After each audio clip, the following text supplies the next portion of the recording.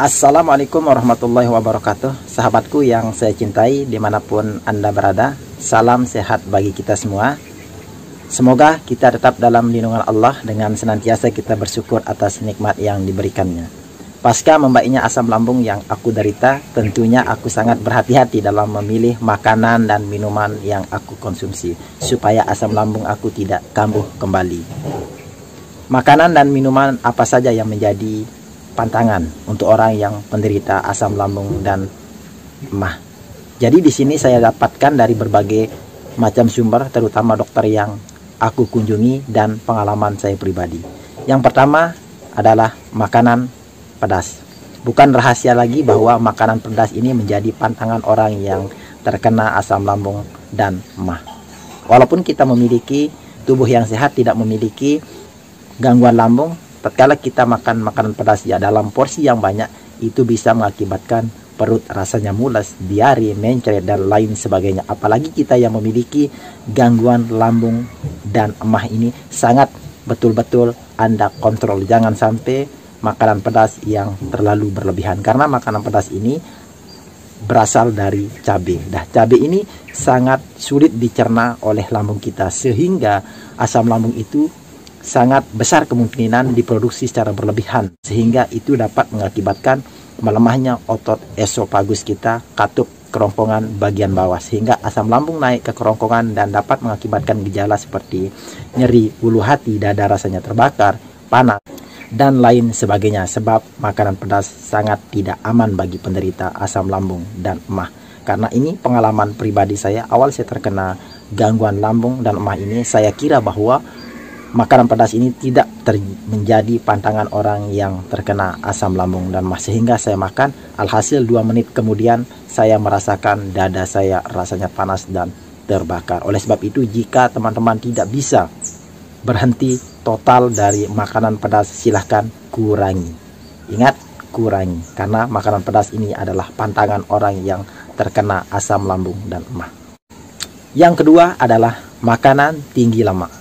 Bahwa makanan tinggi lemak ini menjadi pantangan orang yang terkena asam lambung, karena makanan tinggi lemak sangat sulit dicerna oleh lambung kita, sehingga itu beresiko terjadinya naiknya asam lambung ke kerongkongan. Sebab asam lambung diproduksi secara berlebihan karena ada gorengan dan olahan yang digoreng, ada susu olahannya, ada kue, ada es krim, ada daging merah, daging kambing, rendang. Itu makan makanan yang menjadi musuh besar kita, orang yang memiliki asam lambung dan emah ini. Karena rendang ini adalah makanan yang pedas, campur lemak, dicampur santan. Nah, ini sangat tidak cocok untuk penderita asam lambung dan emah. Yang ketiga adalah makanan dan minuman yang mengandung kafein. Mungkin Anda sering mendengar bahwa orang yang memiliki penyakit asam lambung dan emah tidak dianjurkan untuk makan dan minuman yang mengandung kafein, karena ini dapat melemahkan otot esofagus, katup kerongkongan bagian bawah, sehingga ketika otot esofagus di kerongkongan lemah, maka itu beresiko besar asam lambung itu naik ke kerongkongan. Sebab asam lambung itu diakibatkan karena lemahnya otot esofagus, dan makanan yang mengandung kafein ini dapat melemahkan otot esofagus, sehingga asam lambung naik ke kerongkongan, sehingga dapat mengakibatkan dada rasanya terbakar. Nanti ketika dada kita sudah panas, pasti kita akan cemas. Oleh sebab itu, Anda hindari makanan dan minuman yang mengandung kafein seperti kopi, teh, minuman bersoda, minuman berenergi, coklat. Nah, ini adalah makanan-makanan yang mengandung kafein. Coklat ini bisa mengakibatkan perut kita itu kembung, sehingga Anda itu harus berhati-hati supaya jangan minum makanan dan minuman yang mengandung kafein. Karena ini adalah pengalaman saya pribadi, bahwa ketika saya minum kopi, pasti dada kita itu rasanya panas. Walaupun kita sehat, jika berlebihan pasti dada kita rasanya panas. Dan ada orang yang memiliki asam lambung, tergantung karakter lambung yang dimiliki, ada yang kuat dan ada yang lemah. Walaupun dia minum teh, dia tidak menimbulkan sensasi yang dia rasakan. Oleh sebab itu Anda hindari atau Anda kurangi. Yang keempat adalah makanan dan minuman yang asam. Seperti yang kita ketahui, asam lambung terdiri dari asam dan lambung, sehingga ketika diproduksi secara berlebihan maka asam lambung itu akan naik ke kerongkongan. Nah, jadi makanan asam ini sangat tidak dianjurkan oleh penderita asam lambung dan emah ini, karena sifatnya yang mengandung asam, sehingga itu sangat berbahaya bagi penderita asam lambung dan emah.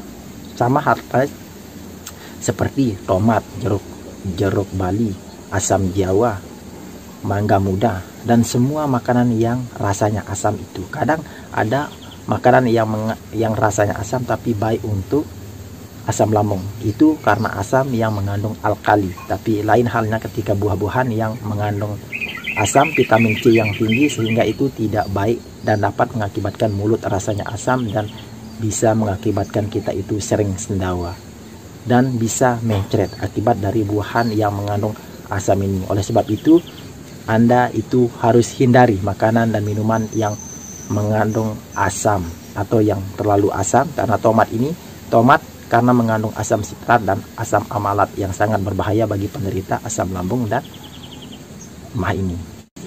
Jadi mengkonsumsi buah-buahan citrus ini ternyata memicu asam lambung itu naik kembali, sehingga tidak dianjurkan bagi penderita asam lambung dan emah. Selanjutnya yaitu adalah beras ketan. Ketan adalah makanan yang menjadi favorit karena bisa diolah menjadi makanan apapun, sehingga ini digemari oleh masyarakat kita di sekitarnya karena bisa diolah menjadi snack, apalagi di bulan Ramadan bisa dijadikan makanan saji di saat berbuka puasa, beras ketan. Karena ini pengalaman saya pribadi, ketika awal saya terkena asam lambung dan emah ini, ketika saya makan beras ketan, saya olah menjadi makanan yang begitu enak, tapi 1 menit, 2 menit setelah saya makan, saya tiba-tiba gemetar, perasaan mau pingsan, karena kita merasa bahwa sensasi yang ditimbulkan oleh beras ketan ini sangat luar biasa. Kita merasa mau mati, gemetar, dan lain sebagainya, karena beras ketan ini lengket dan mengandung gas. Itu sangat tidak baik untuk orang yang terkena asam lambung dan emah ini. Oleh sebab itu Anda harus hati-hati. Jika ada snack yang mengandung ketan, silahkan di stop, jangan dimakan, karena itu sangat berbahaya bagi penderita asam lambung dan emah. Selanjutnya yaitu adalah mie.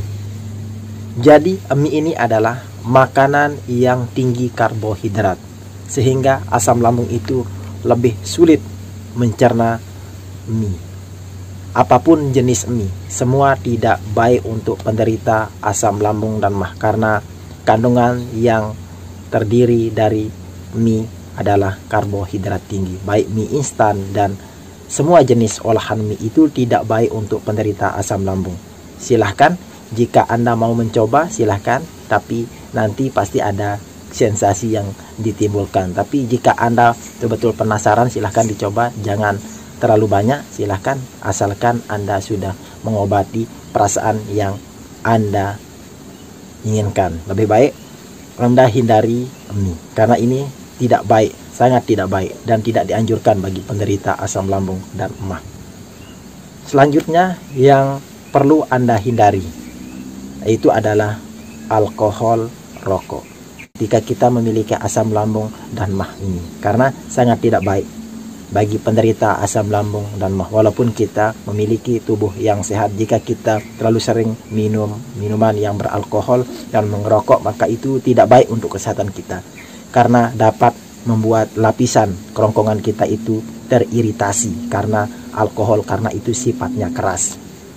Oleh sebab itu Anda itu harus betul-betul menghindari makanan dan minuman yang menjadi pantangan asam lambung dan emah ini, karena ketika kita tidak mengontrol, kita makan sembarangan, kita berantakan, maka asam lambung itu beresiko naik kembali ke kerongkongan, sehingga dapat mengakibatkan gejala yang tidak kita inginkan. Tapi ketika kita makan makanan pantangan yang menjadi musuh asam lambung dan emah ini, kita makan, maka ketika sensasi yang dirasakan maka itu akan menimbulkan kecemasan.